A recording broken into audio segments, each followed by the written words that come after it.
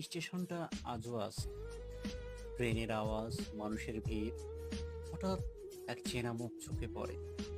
3 বছর আগের স্মৃতি ঝাপসা করে ফিরে আসে। বৃষ্টি ভেজা সেই বিকেল, ছেলেটা ছাতা বাড়িয়ে বলেছিল, একটু জায়গা পাবে? মেয়েটা হেসে বলেছিল, এই এক ছাতার নিচে চিরকাল থাকবি তো? চোখে ছিল এক রকম স্বপ্ন। তাদের বন্ধুত্ব, আড্ডা, রেল স্টেশনের চা, সবকিছুই যেন প্রেমের রূপ নেয়। একটি ভুল বোঝাবুঝি, একটি অফার ফোন কল, সম্পর্ক ভেঙে যায়, হারিয়ে যায় যোগাযোগ। তবু স্টেশনটা রয়ে যায় ঠিক আগের মতো, শুধু মানুষটা হারিয়ে গিয়েছে। আজ 3 বছর পর তারা মুখোমুখি, চোখে চোখ, শব্দ নেই, শুধু অনুভব।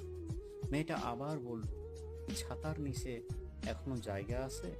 ছেলেটা হাসলো, চিরকাল থাকবে।